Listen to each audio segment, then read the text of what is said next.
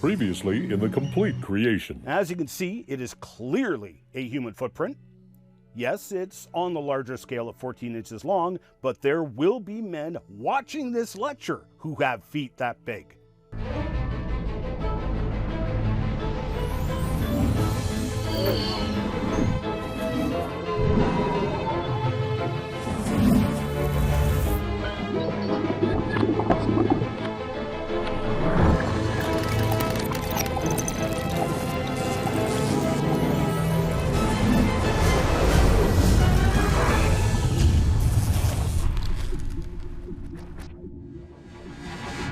Welcome back. Thank you for continuing with me on this journey into history, science, and the Bible.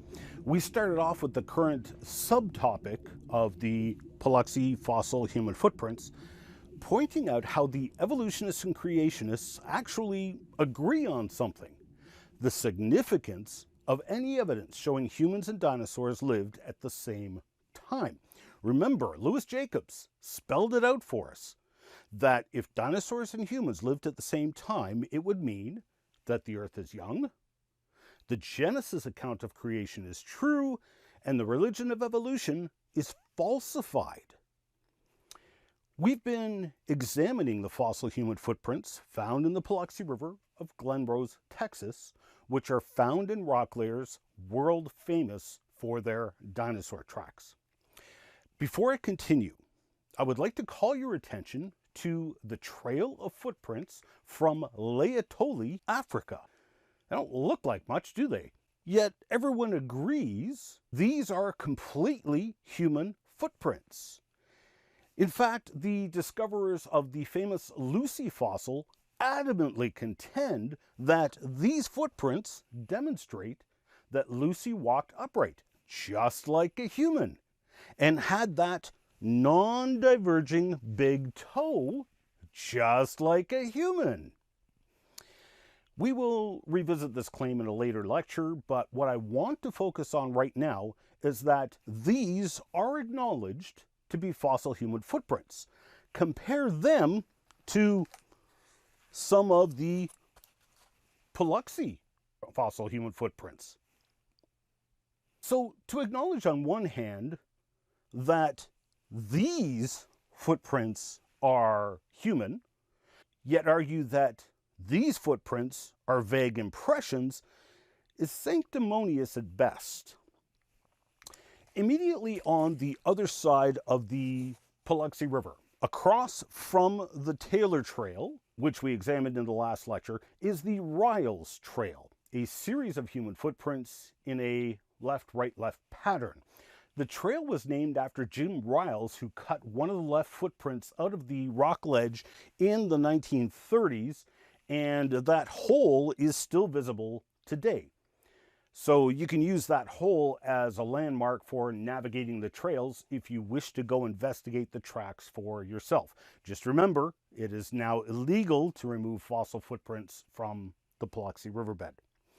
The right footprint immediately preceding the removed track contains some fairly nice details, which are unusual, and we will call that particular track the Riles track. And as you can see here, the footprint did have decent toe impressions, and a human foot fits beautifully. The most prominent toe is that all-important big toe, which is what identifies it as a human footprint.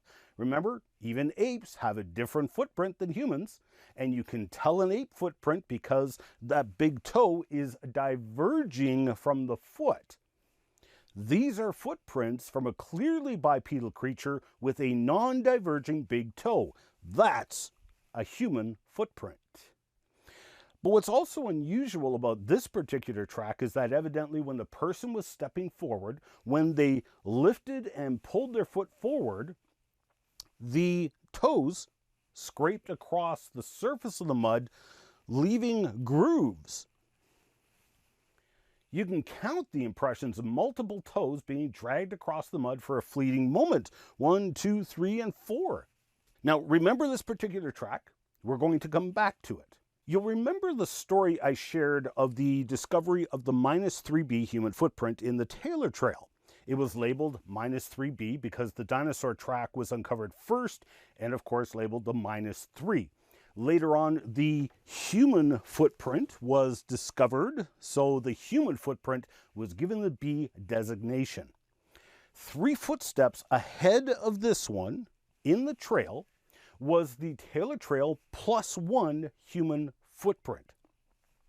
It was an okay human footprint impression when it was first uncovered. Here it is being pointed to by Stan Taylor shortly after excavation. It has a definite human foot outline and is way up in the middle toe area of the dinosaur track into which it stepped.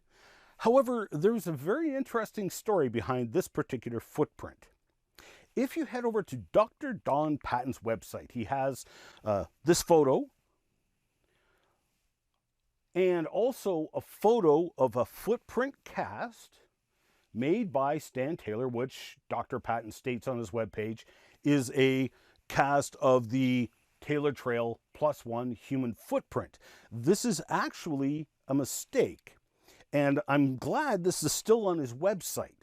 Now, Don is a friend of mine, so please don't misinterpret my pointing out his mistake, caused by the mistake of another friend of mine, Dr. John Morris.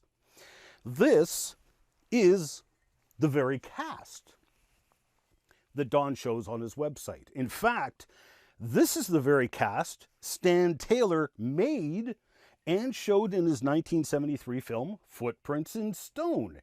It's the pristine footprint of a human child. The ball, the arch, the heel, all 5 toes. It is a perfect footprint, though the details are shallow. Now, when I'm giving lectures, I routinely get a child to volunteer to play Cinderella and see if the foot fits.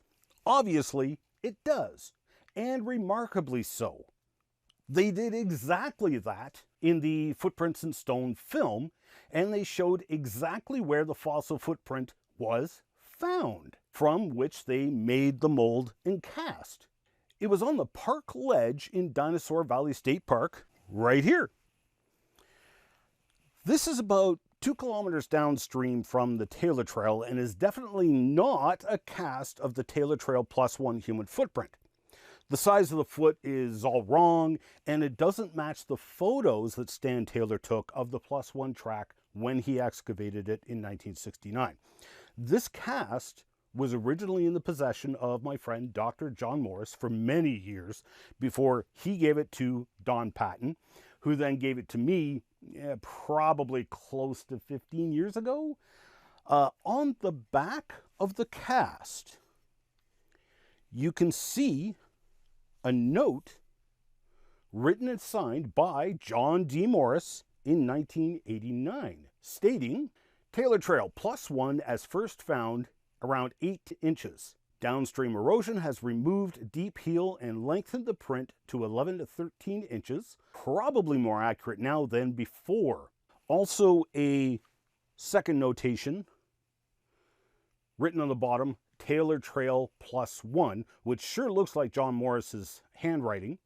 And then what is presumably an original inscription, which has gotten beat up enough over the decades that it's not really readable. It looks like FT-19, or possibly that's a 69 for the year 1969 when Stan Taylor was very active in the Paluxy and most likely made this cast. Regardless, this is not a cast of any footprint on the Taylor Trail ledge. It is a cast of one of the many human child tracks on the park ledge. I do not know from where John got the erroneous information he wrote down. Presumably it was what was told to him by whomever gave him the cast. I don't know. I didn't ask John, and I doubt he would remember the details. I mean, that's the whole point of writing notes, right?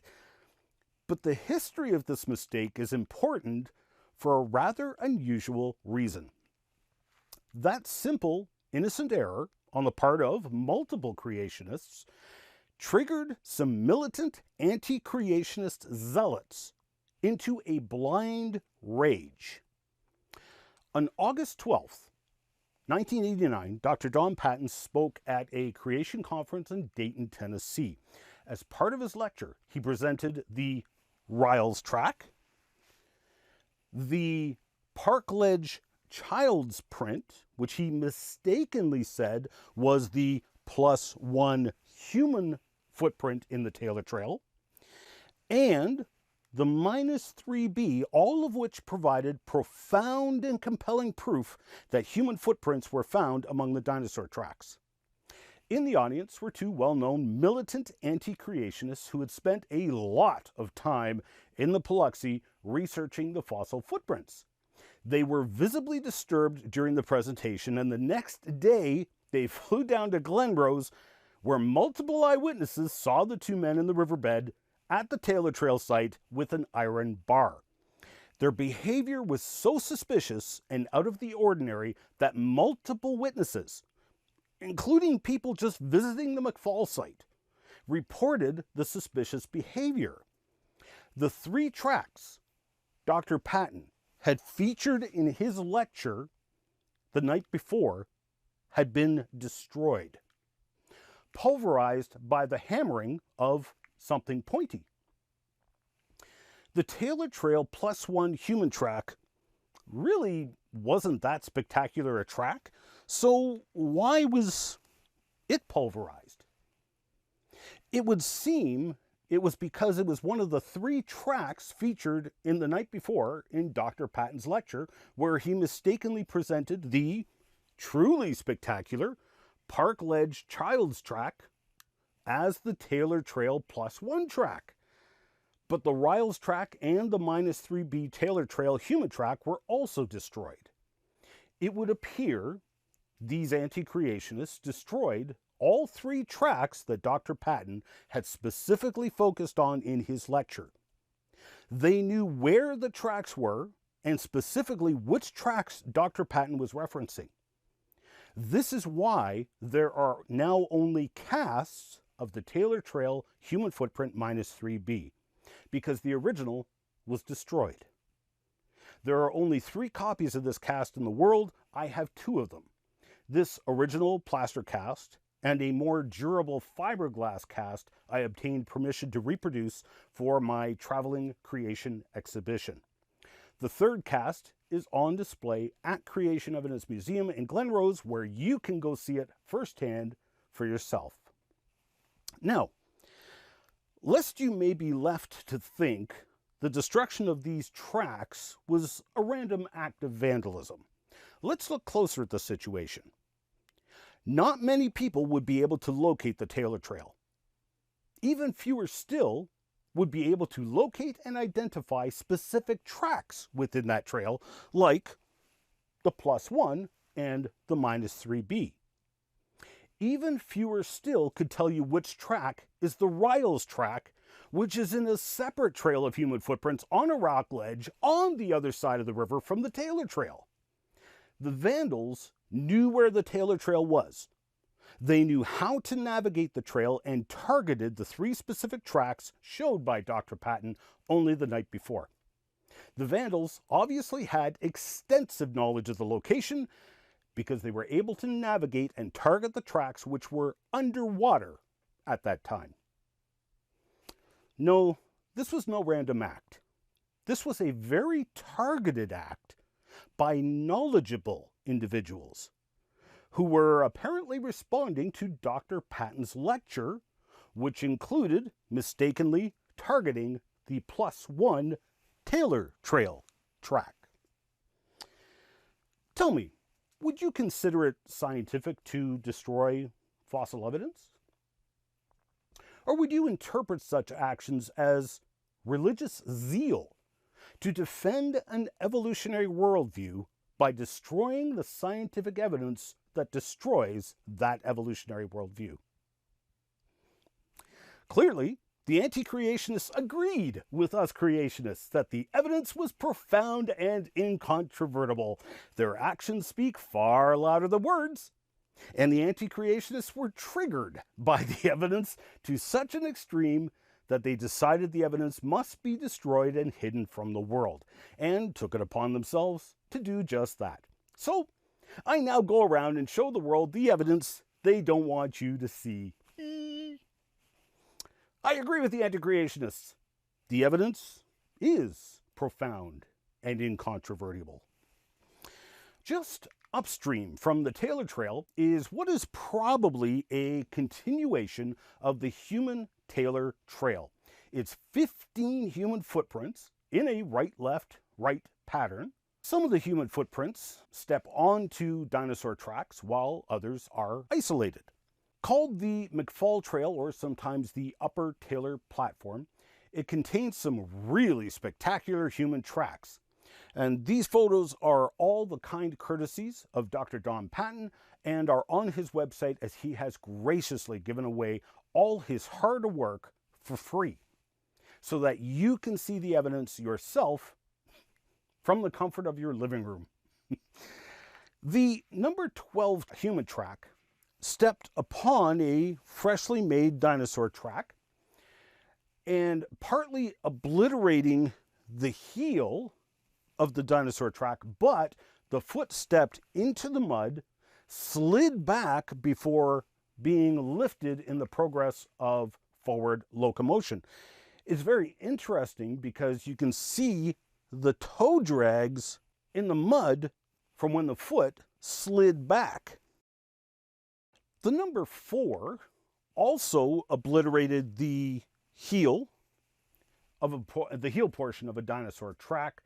But before someone jumps up and down and gets all excited saying the human footprint is just a dinosaur's heel impression, notice that there's other dinosaur tracks on the ledge that have no such impression. It is only the dinosaur tracks that were stepped on by the human in their right-left-right stride.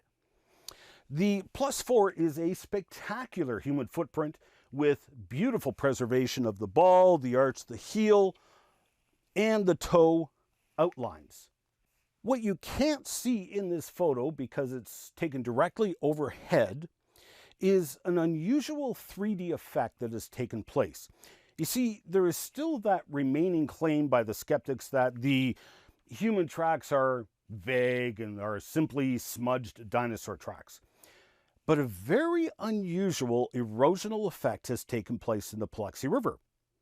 You remember I mentioned that many of the dinosaur tracks have been infilled, evidently with limey mud that had been contaminated with iron. The infilling mud produced a harder limestone than the layer of limestone hosting the tracks. Now, you are all smart and educated individuals now. After watching this series, you know what differential erosion is.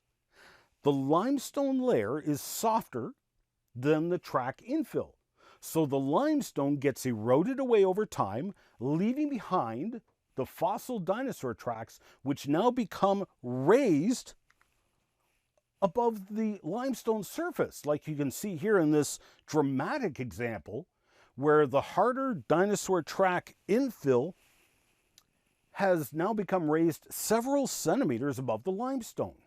You'll see this differential erosion effect all over the place in the river. The dinosaur tracks have become raised over time. However, here's another one of the McFall human footprints in stride with the rest, which stepped upon the heel of another dinosaur track. Notice the dinosaur track has become raised through differential erosion over time, while the human footprint has been eroded deeper from differential erosion. Differential erosion is eroding the two fossil footprints in opposite ways. Clearly, the human tracks are not just a part of the dinosaur tracks. Nuh-uh. No way. This demonstrates it conclusively.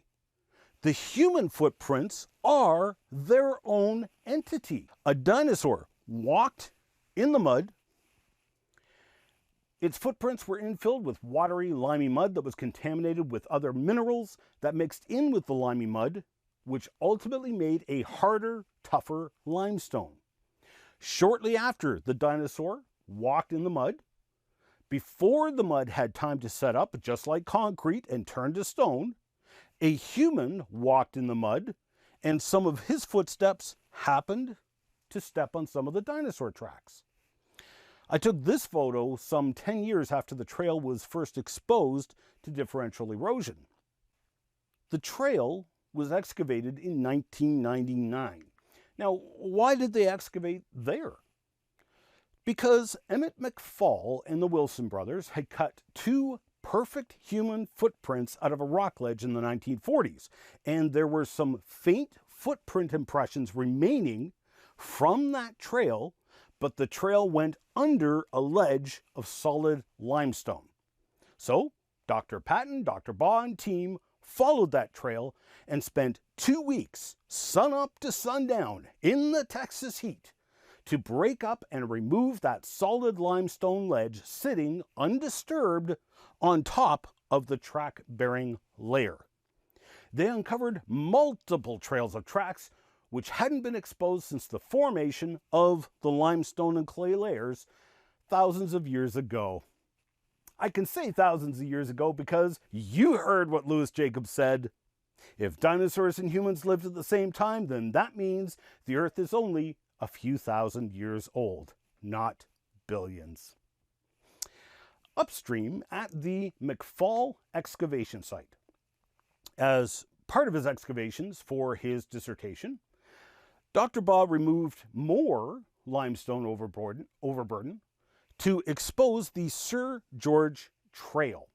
Now, this trail of 7 human footprints were found on the main track-bearing layer, but not overlapping any dinosaur tracks. The very first footprint, named the Miller Track in honor of Hugh Miller, shows very nice preservation of all the toes and foot features.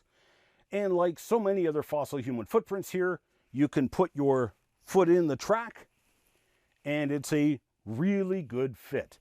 This is a cast of that footprint. Obviously made in very sloppy mud, it was still a very nicely preserved human footprint. Again, with that all-important big toe, positively identifying it as a human track. Heading downstream, back to the park ledge from where we got that child's footprint cast, that park ledge is littered with fossil human footprints. Some of them have even retained decent details even after 60 years of exposure to erosion in the elements and people walking all over them. In the footprints in stone film, they showed multiple footprints that were indisputably human. They were far better examples of human footprints than the Laetoli tracks were. Now, while many of the tracks are now missing that crucial right-left-right trail of footprints, some of the tracks can still be seen to this day, such as these impressions. The left one is a pretty decent human track, as it even has toe impressions visible. The cluster on the right is possibly multiple human footprints stepping on top of each other, but there has also been possible bear tracks preserved there in the limestone layer. And it's possible that this track up here might be a bear track. And to further complicate matters, bear tracks can often take on the appearance of a human footprint. Bears existing alongside the dinosaurs is just as damning to the evolution myth as human tracks anyway. But you can begin to appreciate the importance of a trail of footprints. Now, I personally have no doubt there's at least one human footprint in that mix, but because the trail is gone, one can only say so much. The slab is broken off in front of these tracks. But if you are looking at these depressions, just to the right of them and a little behind is a hole in the rock. That hole is where this track was removed by Glen Rose resident O.W. Willett in the 1950s. He was fishing at the Blue Hole just upstream from here one day. The fish weren't biting and he got bored. So he wandered downstream, and upon seeing this fossil footprint, decided he was going to cut out that slab of rock containing the fossil footprint and take it home. This missing track caused confusion over the next few decades for multiple researchers because there's actually a trail of footprints involved here. But no one knew that one of the tracks in the trail was missing. It had been removed decades prior. Alas, I am out of time for this segment. Please join me again in the next lecture as we examine this fascinating trail and that Willett track in detail, and look at a novel, non-destructive method of both testing and examining loose slab fossil footprints. Coming up in the next Complete Creation. You remember those strange dinosaur tracks that appear to be from some web-footed dinosaur we saw in the Taylor Trail? I also showed you this example from the Park Ledge, but I didn't tell you where it was previously because you would not have known. But here it is, right beside the hole left behind from where the Willett track was removed. So next time you're at Creation Evidence Museum and you are looking at the Willett track with your own two eyeballs, look closely. There is a secondary track identical to those strange web-footed dinosaur tracks going sideways in the slab. The dinosaur evidently walked first, and then the human happened to step right on top of the dinosaur track. It would appear this is why the ball portion of the foot is so deep. The mud was already compressed by a track prior to the human stepping there. So the ball of the human's foot landed in the depression of the dinosaur track. You can catch the entire series in a variety of ways. You can watch the show online at www.completecreation.org or www.genesisweek.com. You can also purchase the Complete Creation series in full high definition on Blu-ray or video on demand at completecreation.org. Or support the Miracle Channel with a monthly tax-deductible donation and access the entire Complete Creation series in high definition through Corco, Miracle Channel's video on demand service. We need your support to keep this program on the air. So please pray for us. And if you wish to financially support the program, Canadians can make a tax-deductible donation to Core Ottawa, Canada North Post Office Box 72075, Ottawa, Ontario, Canada, K2K2P4. Or you can make a donation via PayPal online at ianjuby.org/donations. And thank you for your support.